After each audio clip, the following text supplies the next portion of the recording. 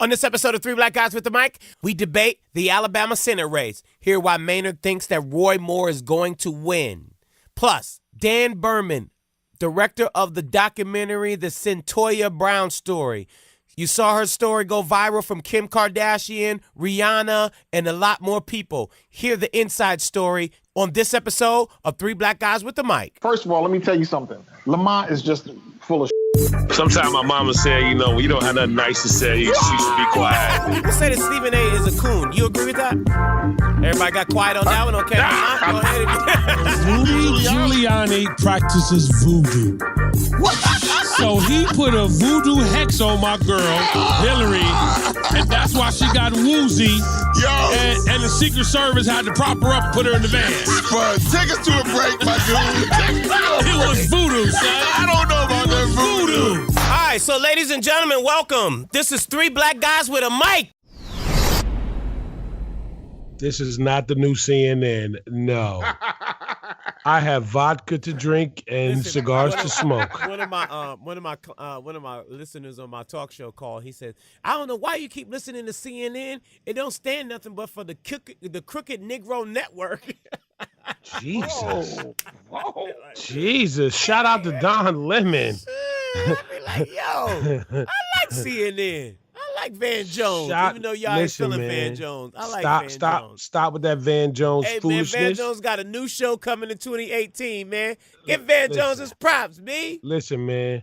I'm going to say it again. Shout out to Don Lemon because T-Rump was throwing some shots on his Twitter feed to Don Lemon, so that must mean Don is doing something right. Yo, hold on. Let me say what Don was doing wrong almost around this time last year. Remember, it was New Year's No. Can we go with the W right now, bro? Instead of you, see that's that whole Willie Lynch mentality. No. That's cool. I'm looking for the footage on January 2nd. If Don Lemon does what he did last year, I'm just going. Steve Harvey, who I'm not necessarily a big fan of, but he was telling the story a long time ago in the comedy. Like, I used to go to church to see Miss Odell because I knew she was fitting to cut up. Yo. So what does that have to do with his W right now, bro? You know what I'm saying? Listen, because I'm just asking. I mean, you always go with the next. Trying to go all extra. 5 too many last year. He had 5 too many. Okay, he got his ears pierced, bro. He got his ears. Maynard, didn't he get his ears pierced last year? Harvey Negro.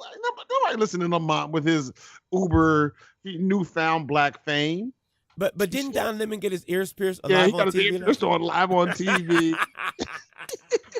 He talked about how he was having a hard time in relationships, and I just don't care about people after that. I just don't. Yeah, love Don them. Lemon, I need you. Let Anderson Cooper and Andy Cohen chill out with that, and Kelly Ripa. You stay away from New Year's Eve.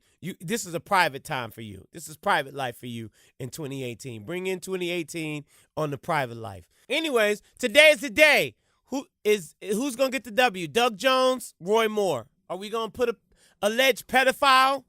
Or are we gonna put a civil rights activist in the Senate? Well, I don't know what we gonna do, but I got questions about what Alabama gonna do. This is what I've heard. The polls say 3 or 4 different things. They got some polls that have Doug Jones ahead by 8 points, Doug Jones is the Democrat, but this is Alabama. And this seat has been reliably Republican forever. Remember, this is the seat that Jeff Sessions vacated. And then there's another poll that says that the boy Roy Moore is ahead by 9 points. So there's there's somewhere between a 16 to 17 point swing, depending on which poll you want to believe. And it's up in the air. Who's going to win? I think we all hope that is, my man Doug Jones.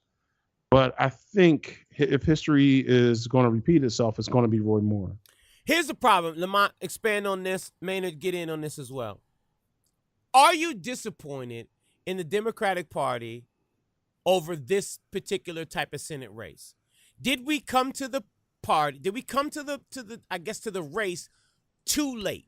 I feel like if we lose this as Democrats on this podcast, we all have voted Democrat all of our life. Whoa. Slow this train down. Slow this train down. It's coming out.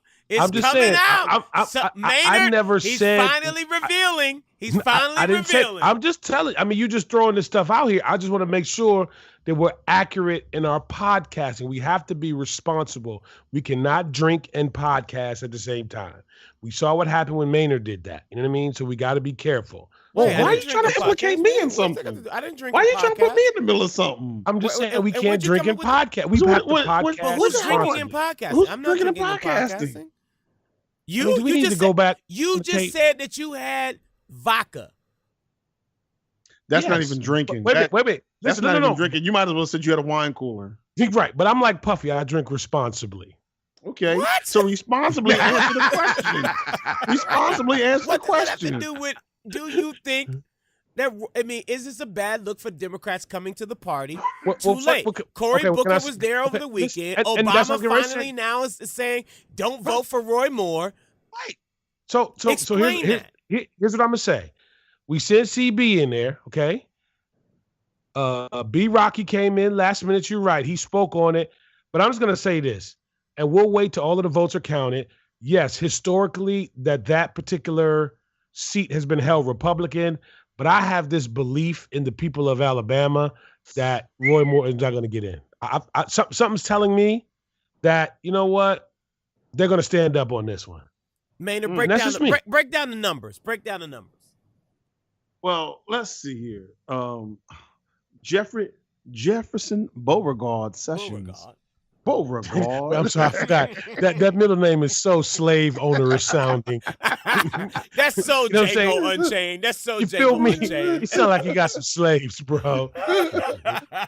Beauregard has held that seat before becoming the what do you call it? The Attorney General. Oh, the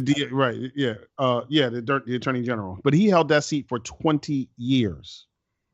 20.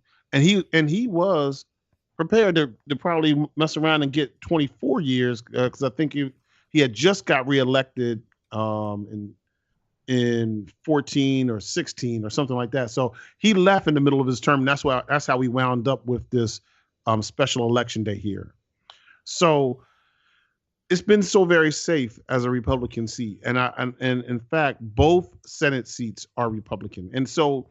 There's something that we have to note. Only a couple of people run in the Senate, run in statewide elections. That's the senators, the governor, and the president. In pretty much in every state. Now, some states have attorney generals that run for statewide election as well. So there are two senators from this state that have been Republican.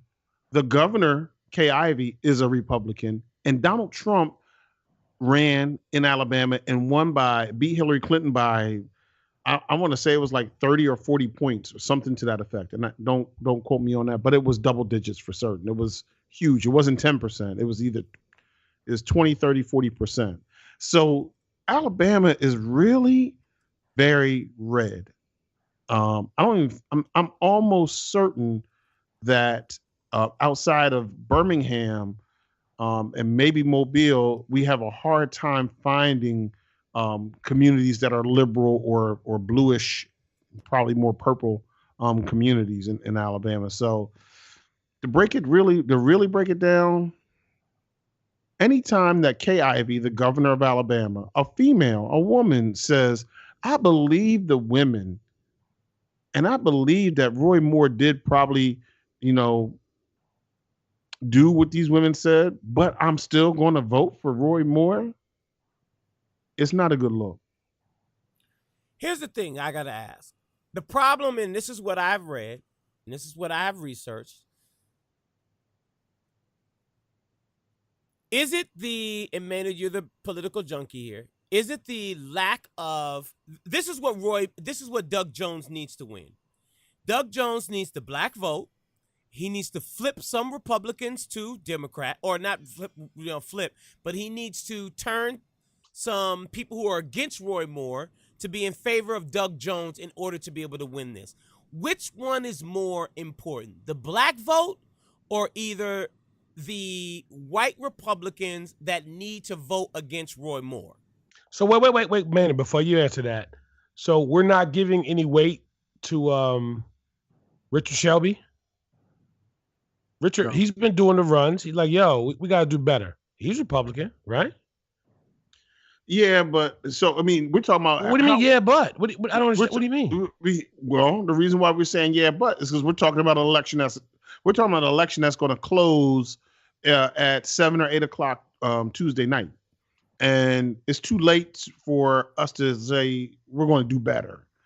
It has to happen. Like everything has to do better right now. We don't have the luxury of time on our hands at this point. And so to answer Spud's question is all of the above. He can't, if he loses any little if Doug Jones loses any little pocket of the vote, if African Americans don't show up en masse, if he doesn't move the needle and take 4, 5, 6% of the white Republican, particularly the female vote, away from Roy Moore, if he doesn't keep all those who are reliably Democrat, because there are people who are reliably Democrat there, if he doesn't keep them and get them motivated to come out, he has to get all of that. Like it's one of those scenarios where everything has to work perfectly. He doesn't have any margin for error because and that sounds good, man. But I'm just gonna say this, and then I'll leave it alone.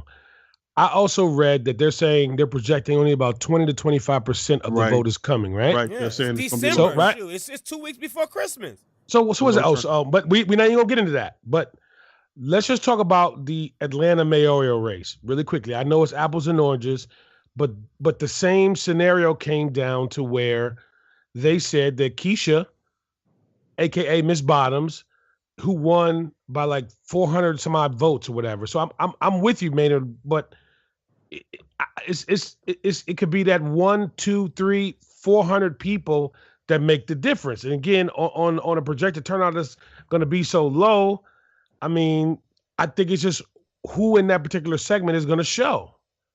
You're right, and this is the thing that I think happens a lot. It's been my opinion from a electioneering concept that Republicans can decide around one issue, but Democrats have 50,000 issues. Right. And so the challenge is you may decide that you want to be a Democrat because you believe in low taxes. I mean, you believe that taxes is, taxing people is okay. We're going to pay the deficits. You may be a Democrat because you believe in a woman's right to choose. You may be a Democrat because you're for gay rights, or you may be a Democrat because you are supporting civil rights. But a lot of times, all these different pockets don't have the same, don't agree on all those things. Like I only really care about civil rights, or I only really care about gay rights, or I only really care about reproductive rights.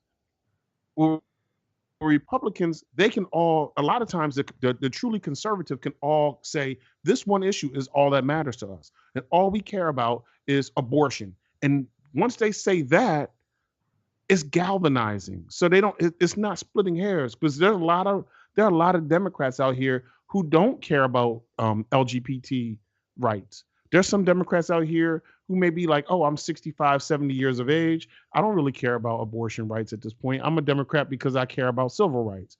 Or I'm a Democrat. So here's my question. I get all that, but here's my question. And it's to both of you all. We talk about DNC. So should the DNC, based upon these numbers, based upon 300, 400, 500 votes could possibly sway this election, should they have called Gucci Mane? Oh, Jesus. What? He's from Alabama. More like T.I. No, Gucci Mane's not from No, stop. T.I. from Atlanta. So when it was Atlanta time, T.I. stepped up, Killer Mike stepped up.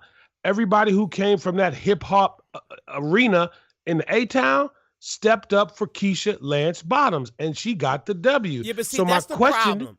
And what you mean? I know where you're going. What? Going. But he's from Alabama. Hold on. My problem with hip-hop and my problem with the Democratic Party, Maynard, you expand on this if you can. And if I'm wrong, correct me. Hey, you see how he laughed when I said Gucci Mane, like he thought I was playing. Well, I didn't know the Gucci Mane. I thought that, I thought that Gucci Mane was from East Atlanta, not from Alabama. He was born in Bessemer, Alabama. Okay, but he was raised in East Atlanta. I got you, but grandmama, auntie, somebody in Alabama. Don't you get it twisted. Okay, good. Regardless of wherever he's from, even us on this podcast, right? Our goal on this podcast is to be able to hopefully encourage and ignite the people in the listeners that we have in Alabama to be able to go out today and be able to vote for Roy Moore, right? That's the reason why not for Roy Moore, for Doug Jones. I'm sorry. Doug Jones. Man, put down the wine cooler over there. I'm not. I'm sorry. I'm just a little. I'm starting to get hoarse. At any rate, that's the problem I have with. Let me first start with the Democratic Party. And Maynard, you again, correct me if I'm wrong. The moment that nobody was speaking on Roy Moore, this is the time when the Democratic Party should have pounced. When everybody in every network was sitting back waiting, saying, why hasn't the president said anything about Roy Moore as of yet? This is the time that the Democratic Party should have pounced. They should have said, look, Doug Jones is this. Doug Jones stood up for civil rights. Doug Jones prosecuted the KKK during the 16th Street bombing. Doug Jones is the man of the people. Doug Jones is for civil rights. Doug Jones, blah, blah, blah, blah, blah. And hopefully would have been able to get him some national attention. The national spotlight. Let me say this and I'll be done, man. The national spotlight and the bigger spotlight is on Roy Moore, where you got the president 2 times have went to Florida and actually campaigned, quote unquote, allegedly campaigned for Roy Moore in those areas, even though he did not go to Alabama. He still was down there doing rallies for Roy Moore. He actually endorsed him. Then he got Mitch McConnell and the RNC to actually go along. And they're talking about politics, not about purpose. The Democratic Party is sitting back, twiddling their damn fingers, figuring out what the hell they're supposed to do. And now, in the 9th hour, we're trying to throw a Hail Mary the same way Hillary Clinton was trying to throw a Hail Mary at the last minute. And this is the problem. Going back to your point. This is not the problem. Okay, let me say this and I'll be done. You can wrap all this because you're smarter than me. The same way with the hip hop generation. You're talking about an hour away from Atlanta to Alabama. So the same way that T.I., Gucci Mane, Killer Mike, everybody was campaigning for Miss Bottoms, they could have drove to Alabama and said, look, we need to do the same exact thing. Because if the black vote doesn't go out, and Maynard, was it 26% in Alabama of the black vote? No. The black vote is only the black population is only 26, 27%. Okay, so he needs every single last one of that vote to be able to turn out. Let's let Maynard expand. He's the political person. No, Maynard's not the doggone authority around here. He's not. But you're in the hip hop lane. That's what I'm trying to tell you. I know, but T.I. going to Alabama is not the same as someone who's from Alabama. What does that got to do with anything? Nobody knows that Gucci Mane is from Alabama. Everybody thinks he's from Atlanta. No, the people from Alabama know he's from Alabama. Oh, my God. And that's wonderful. Look, listen, him being from Alabama is great. First of all, I think 2 or 3 things are going to happen. Remember this. When I just said that Alabama is 26, 27% black, that means that it's 72, 73% white. So if Gucci Mane, unfortunately, shows up, gold teeth, and he don't got gold teeth no more. Give him his props. He don't. Okay, his southern draw and his, all. You sound a little disrespectful right now. Hold on. What I'm sounding a little disrespectful. Listen to what I'm trying to explain to you. 73% of the population there is white, and they're going to say, well. They're also going to, he shows up in the black community. White folks are going to say, oh, well, who is that guy? And they're going to do exactly what everyone else does. They're going to Google Gucci Mane. And they're going to see some of the older things that he's been involved with in the past. And they're going to say, oh, if he's for Doug Jones, then I definitely got to get out and vote for Roy Moore. Yeah, but that's not a bad thing, though, is it? But would you rather have that? Or would you rather have him not show up and the 26% of the black vote in Alabama not show up? Right? No, I'd rather have Gucci Mane go and at least ignite the 26%. Anyway, we got to go to a break. Let's pick this up on the other side of our guest. When we come back, Dan Birman will be joining us, filmmaker, professor, and director of the documentary Me Facing Life, the Cyntoia Brown story, will be joining us to tell us all about the documentary. Stay with us. You're listening to Three Black Guys with the Mic. It is the holiday season. During the holiday season, we shop.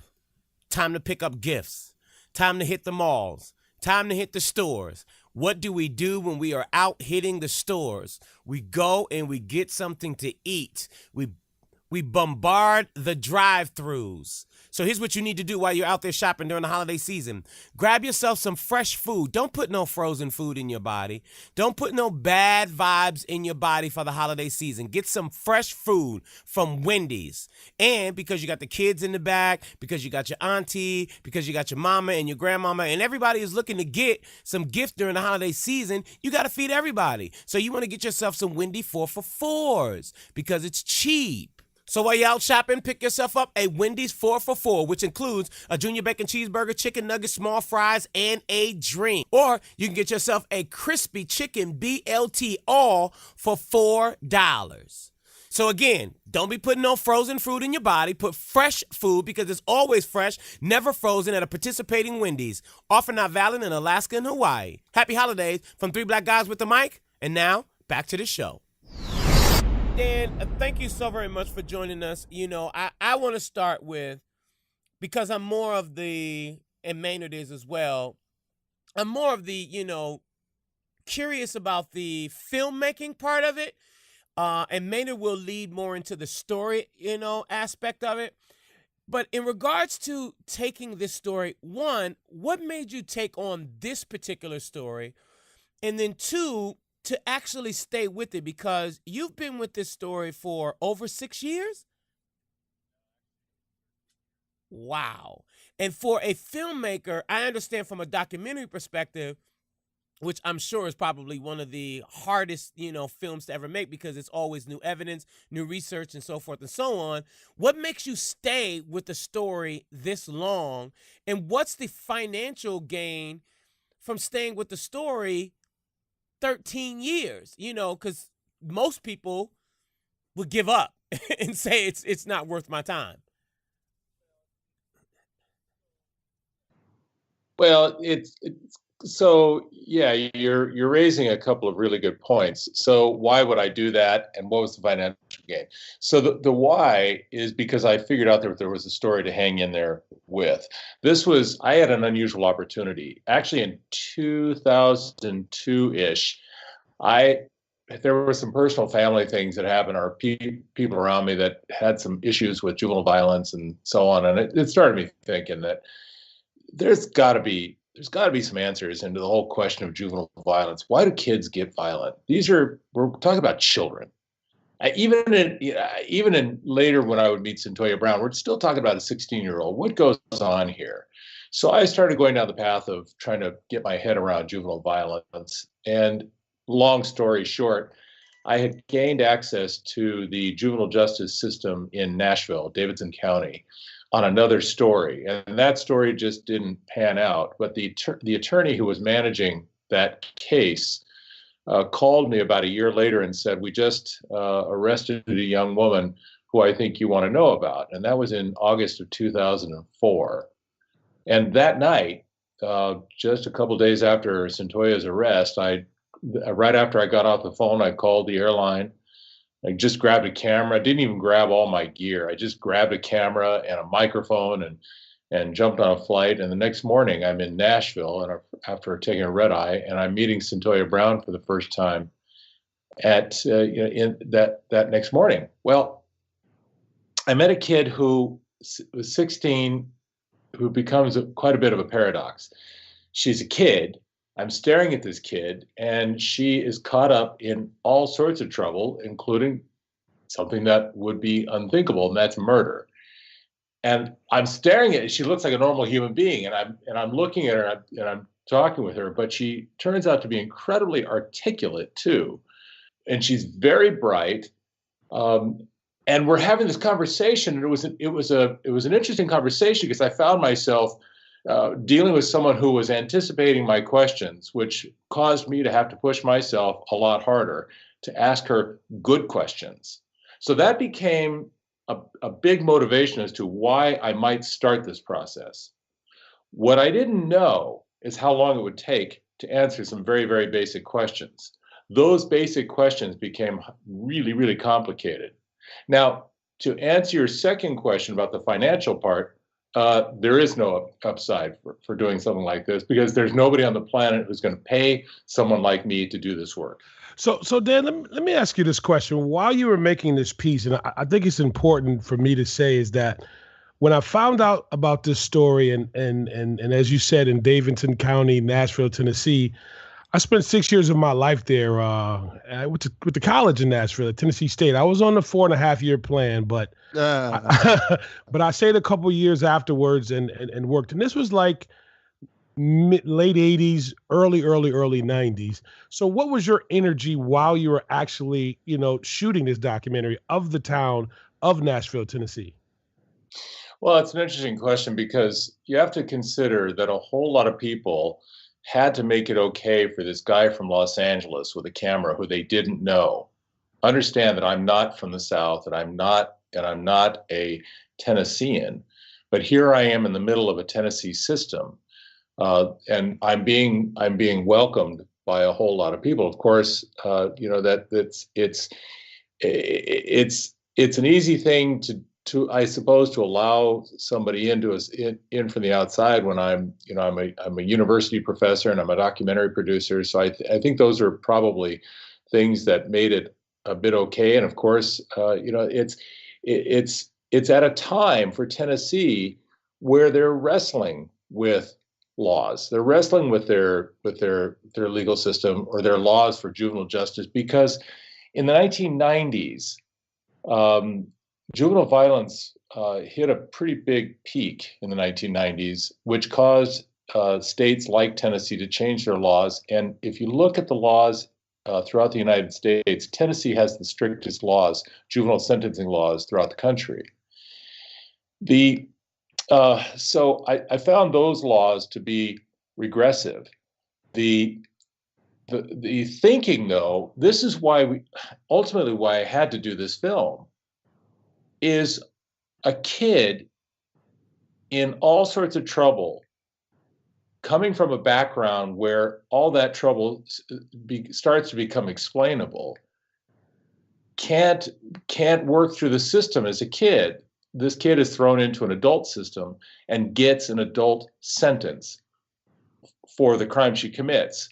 So it's a regressive law, but it ain't just Tennessee that has regressive laws. It's the rest of the country too. A lot of states around the rest of the country have regressive laws too. Okay. It just so happens that Tennessee has the toughest of the tough laws. But now, ever since we made the film, they've been working really hard to change those laws. That's really interesting to me. And let's not forget, though, too, that in Tennessee, Nashville is a pretty upscale city. It's a city that has a lot of that's gone through a rather big cosmopolitan change over the last couple of decades. So I think I was riding in that wave of change at the same time. So yeah, and I think the hidden question is: are we dealing with racism? What are we dealing with? I think there's racism throughout this country, which makes progressive people crazy. I hate to see good ideas squashed by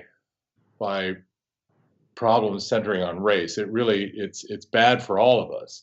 Mm-hmm. And I think it might be more obvious in the South, but the people I was dealing with were legitimately interested in solving a problem and answering a question. They were very, very much open to my being there. So I can't say that the people within the system that I worked with were regressive, because they were progressive for allowing me to be there in the first place. So do you think, just to really quickly add on, do you think it was the camera? Because I will share with everyone is that, and I remember this distinctly. There's I like to call it a main drag in Nashville. It's called West End Avenue, and it kind of divides, a certain segment of the city.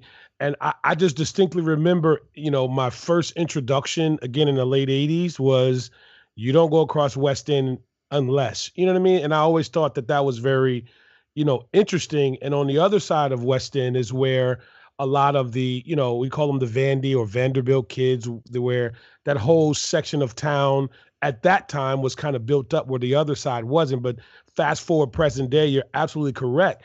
I was just in Nashville a few months ago, and when I tell you it is a very inclusive feeling party town, where I had to get a hotel room for $300 a night because everything was sold out.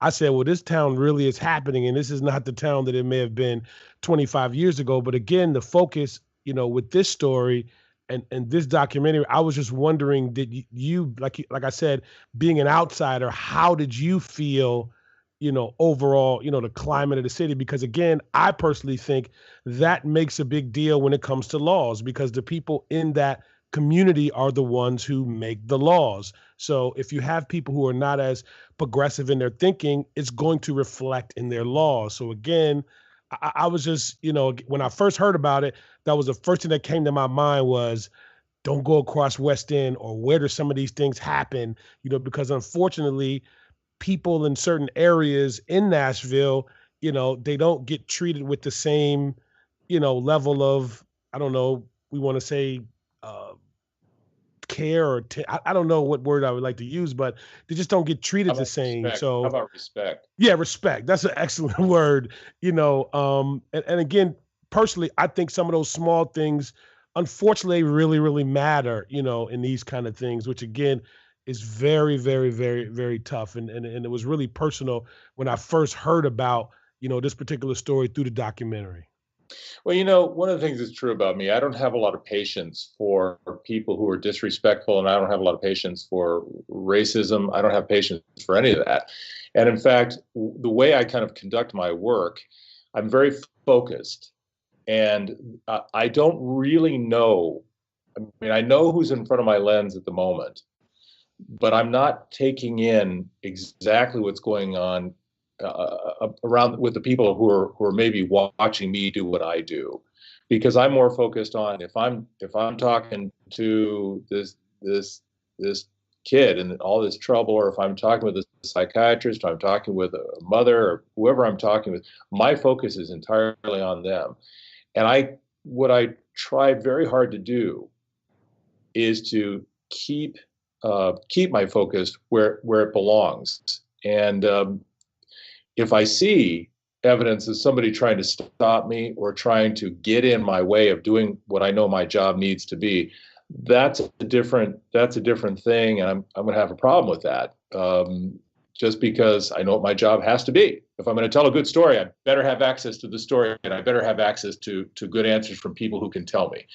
And so I really saw people who were willing to talk, and there were people who weren't willing to talk. There were people who just kind of were staying away from me, and that's all right. I found the other people. I saw where the Tennessee Black Caucus was looking to change the laws, and you mentioned that earlier. What laws are they looking to change? Is that minimum sentences, or is that human trafficking? What laws is Tennessee looking to change I guess in parallel to, Cyntoia Brown's case?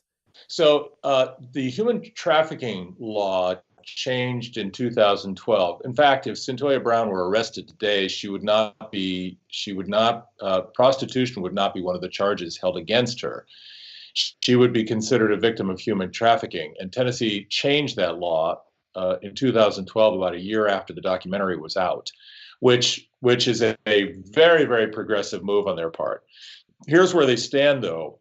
If a child convicted of felony murder, regardless of circumstance, if arrested for felony or charged with felony murder and found guilty, their sentence is 60 years, 60, regardless.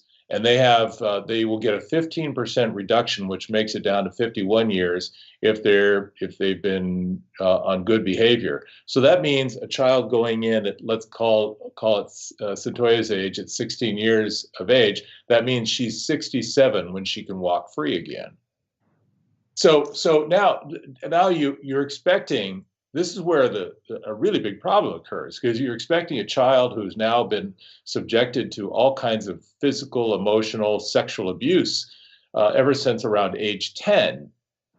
And then she has an intense time where a really bad guy takes her in and is subjecting her to repeatedly to rape and sexual abuse by he and his cohort of people around him.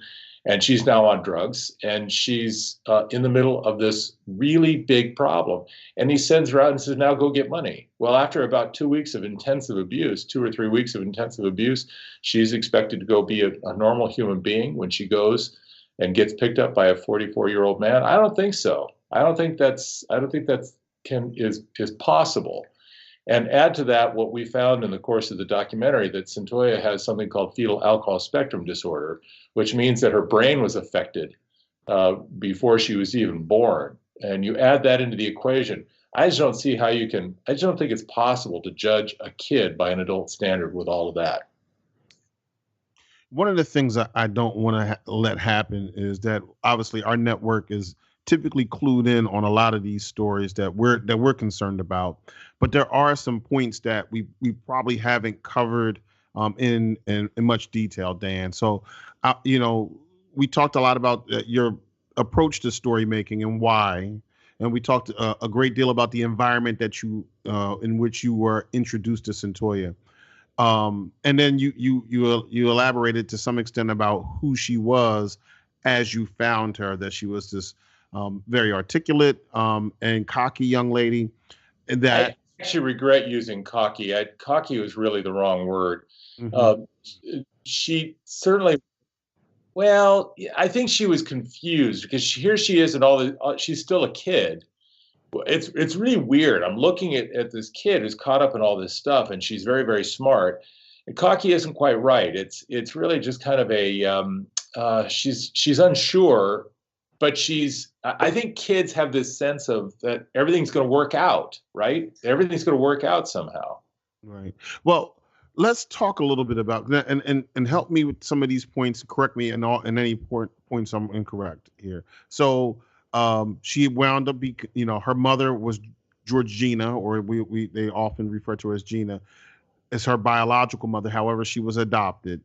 There were some issues that, at least as she alludes to, with her adoptive father, with maybe she says there was violence between the two of them. She winds up going to the streets, becoming this prostitute, and she suffered. And as Spud had mentioned, there's this pattern of suicidal tendencies in the family. Also, because we talked a little bit about race, there's this awkward scenario where she's not just a young black girl or just a young white girl. She's biracial, and also it would also really struck me as just how pretty of a young lady she was, trying to navigate these things. So now we're at a point where, as you kind of explained, and tell me if this seems like what you're saying, is that a 16-year-old girl, this society has just chosen to just dispose of her by giving her this sentence. The laws are such. I had to really wrestle with all of this myself. I had to wrap my head around what was really happening with the legal system. A problem for the juvenile court was that you get a kid who's in the middle of all this trouble, and if they keep Cyntoia Brown in the juvenile court, she will be released by age 19. The juvenile court is not comfortable with the idea of releasing someone who commits murder or a very violent crime out onto the streets again at age 19. So they throw them into the adult system. And the adult system it is so strict because people are afraid. They're absolutely afraid. So what they do is we just come up with really big sentences, and we put people in prison because that gets rid of the fear. Well, it doesn't really, because it doesn't fix the social problem that's behind it. It's the social problem that's behind all this that really needs the attention, not the amount of time that someone serves in prison. Now, and you open the documentary with some statistics about the number of children at that time, and I know it's dated, that had come in contact with and were incarcerated. Can you share a little bit with me about, or with the audience, about the statistics where we are warehousing children in prisons? Yeah, I started with that because I wanted to make a point. In 2004, the year that Cyntoia Brown was arrested, 2.2 million kids were arrested for crime, some variation of crime. A lot of them violent, not all of them, but they were certainly involved with crime. A third of those kids were girls, and of those kids, of those girls, almost all of them reported sexual and physical and emotional abuse. How rough is that? So the problem, as a matter of fact, the sheriff of Davidson County, who gave me the access to Cyntoia in the county jail during that period, was most interested in what I would find out about what happened to this one young girl. And when I showed him the documentary when it was done, his reply was he was shocked by it. And one of the things I said to him, his feeling was, geez, we missed it in this case. I said, Sheriff, the problem isn't, it's a numbers game. How many kids are into the system? How many people does it take to better understand what's going on with all these kids? That's a really rough problem. Yeah, I mean, you got to stop and really think about it. In the beginning of our conversations over the 2 weeks back, one of the things that struck me, and I mentioned this, and I know it's not a direct parallel, but that there was the burning bed story, there was the Lorena Bobbitt story, there was the woman in Texas who put her kids and killed her kids in the bathtub story, and there was so much sympathy for these people who happen to be all white women, and I'm talking about race, but there is this non-sympathy until after, because now we know that the prosecutor has had some change of heart and things of that nature. Can you share a little bit about that? Well, I don't think the prosecutor in this case has had a change of heart. I think the prosecutor did his job and believes that what he did is he put a dangerous person behind bars and kept her from society. But I don't expect the prosecutor to be sensitive to the research or the issues that affect each one of the cases that come before him. That's not his job. It's the defense attorney's job to uncover all of that. And if it took me 6 years, now, granted, I didn't work full time. I mean, I put a hell of a lot of time into this documentary, more time than I ever expected I would. But how much time does it take to uncover these situations? This is a pretty big problem. All right, we're over a break. We got to go to a break. This is part one of the Cyntoia Brown story. Next week, we'll bring you part two and the rest of it in regards to Kim Kardashian, Rihanna, and everyone who has been making this story go viral, as well as what needs to happen in regards to Tennessee and what's next with Cyntoia Brown. So make sure you get with us again next week for part two of this interview with Dan Birman. Stay right there. We'll be right back. We'll do the Cactus of the Week when we return on Three Black Guys with the Mic. Hey, we need your help to grow this podcast. In 2018, we want to take Three Black Guys with the Mic to the next level, and you can help us do that. How? Got to go to iTunes and subscribe to the podcast. That helps us with our numbers, and that way we can be able to grow and continue to be able to spread politics and hip-hop to the entire world. Also, if you haven't liked our Facebook page, go to facebook.com/3blackguyswithamic, like our Facebook page. Also, share it. Share it with a friend. Share the episodes. Share the page with people. So that way we could get more likes, and that way we could be able to grow our audience, so that way we could be able to reach more people. Also, if you haven't seen our new website, we want you to engage with the website. We got the blog site up there. We got t-shirts that you can buy. Go to 3blackguyswithamic.com. So that's three things we need your help with. One, go to iTunes or Google Play, subscribe to this podcast, hit the subscribe button, like the Facebook page, get engaged with the conversation on the Facebook page as well. We respond to everybody, and make sure you check out our website. And now, back to the show.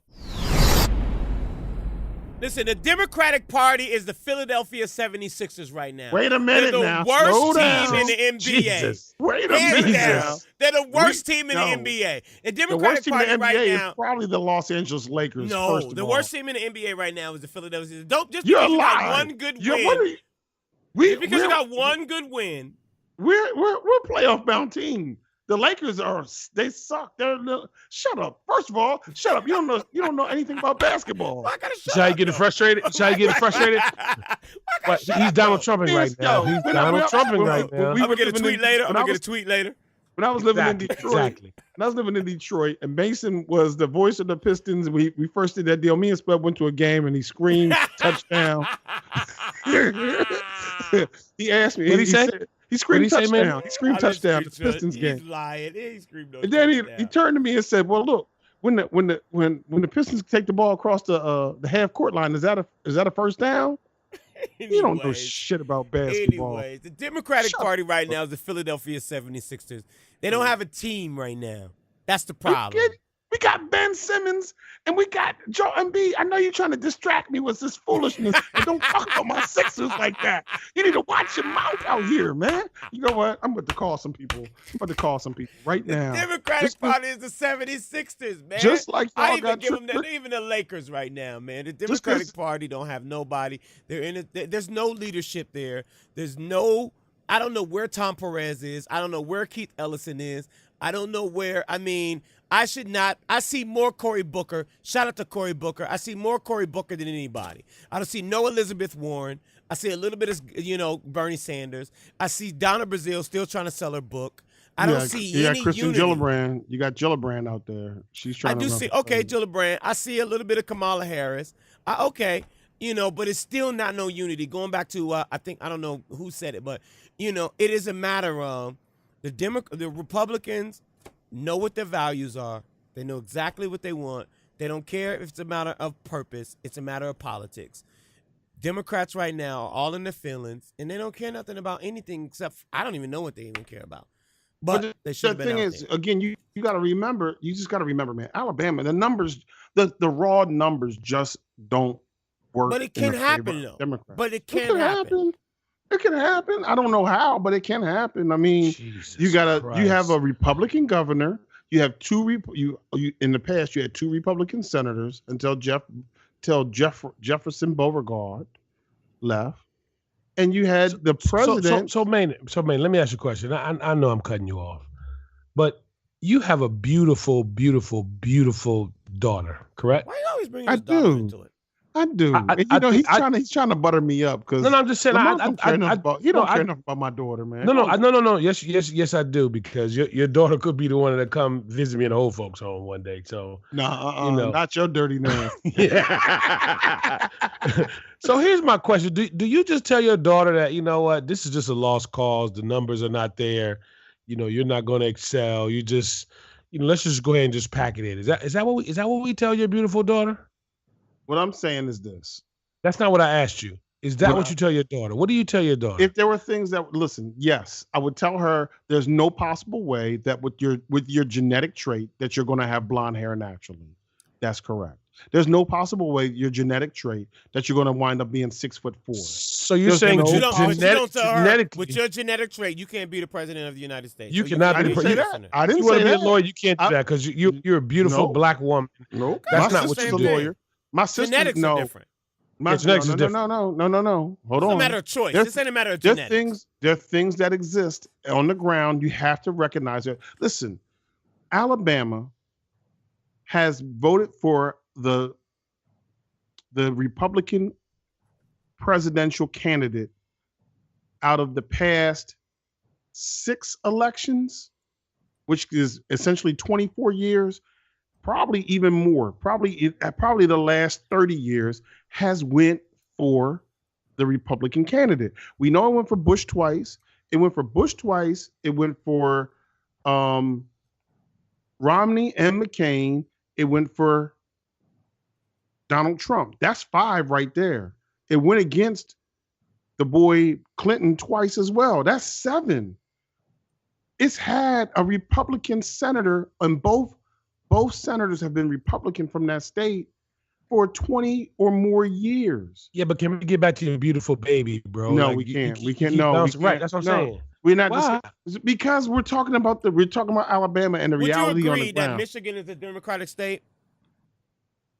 No, I think Michigan is usually it's a blue very. state. It's usually a It's blue usually state. very blue. Well, Rick Snyder's been governor for how long now? True, but let's speak on a national level. Nobody thought that Trump was going to get Michigan. It's possible, right? The same thing is possible. But you had to already know that. You knew that. You knew that it was What do possible. you mean you knew that? What are you talking about? Because, why do you think again, Hillary didn't go to the state? Why do you think the DNC fell down in Michigan? Because they were like, oh, we got that. No. Because the data showed that Michigan, there is a simple calculus that you can employ. Only a couple of people run statewide elections. The governor runs a statewide election. The senators run statewide election, and the president runs statewide election. If the governor of a state, if in 20, let's just say, so 2020 is an election year. Let's go out further. Let's go to 2028.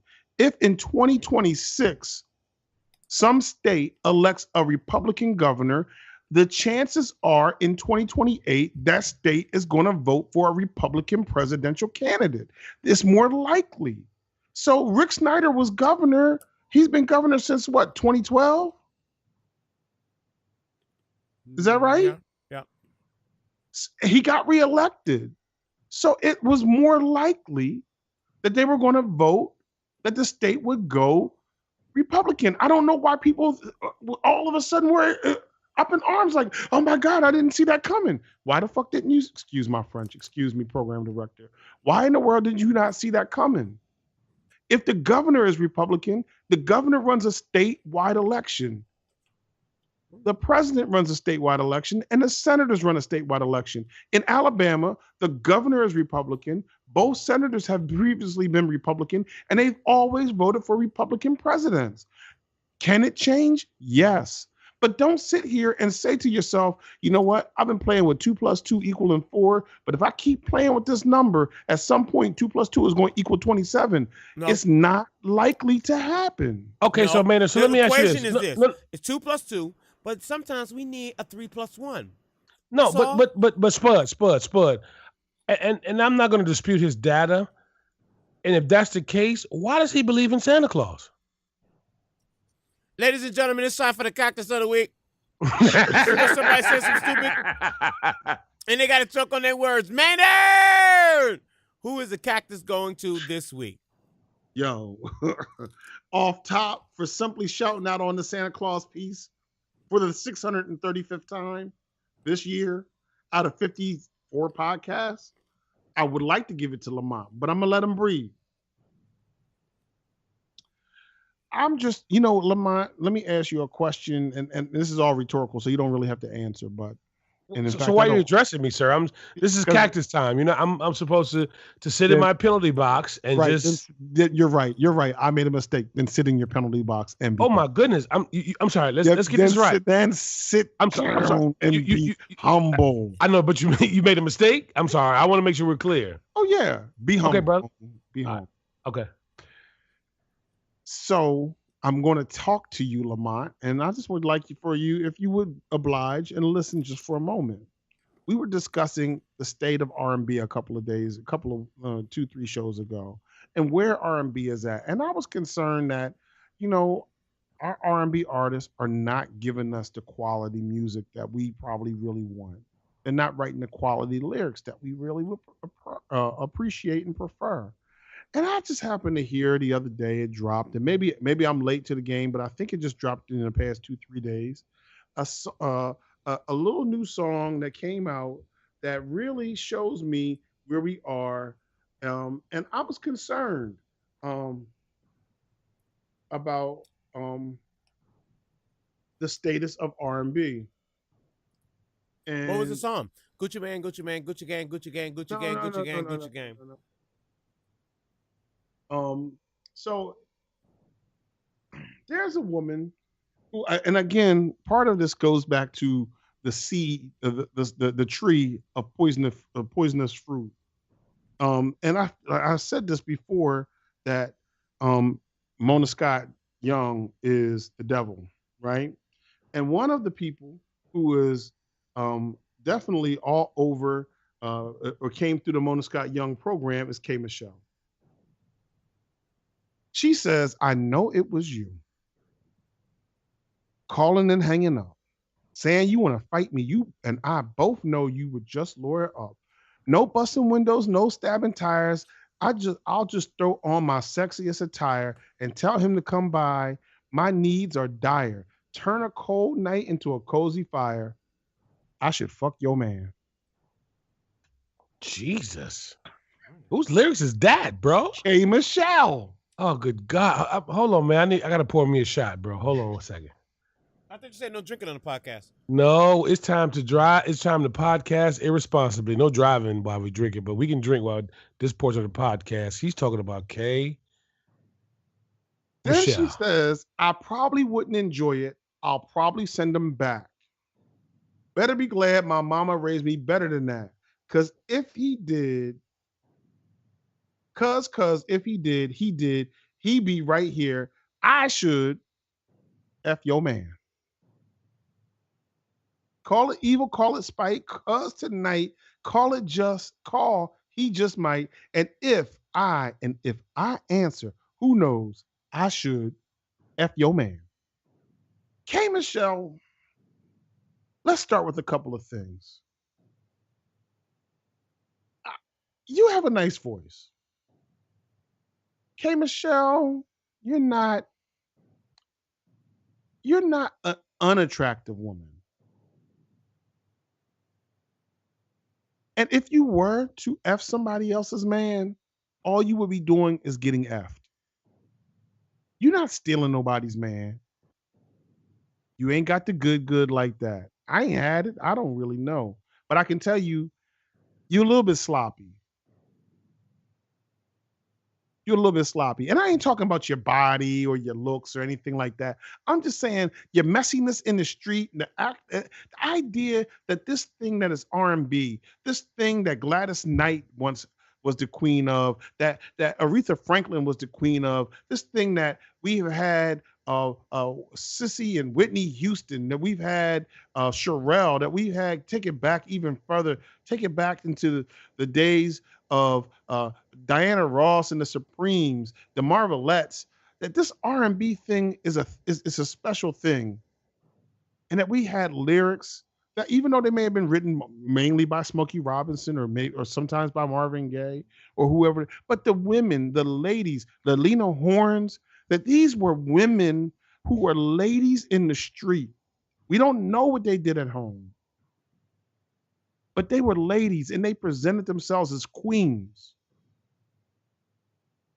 For you to go out here and talk about breaking up, talk brazenly about being a home wrecker, talk brazenly about being a home wrecker, and to insert such vulgar language into this art form that had once been just this beautiful flower that talked about love making and talked about all kinds of how we're going to live our lives together beautifully in the future. And, even Lil Mo said, why don't we just go and get married? You should, what you should do? You should probably just grab your dildo and just work with that. And I hope it's a cactus dildo. And for all that you got to say about trying to F somebody's man, have some cactus. K. Michelle, you suck.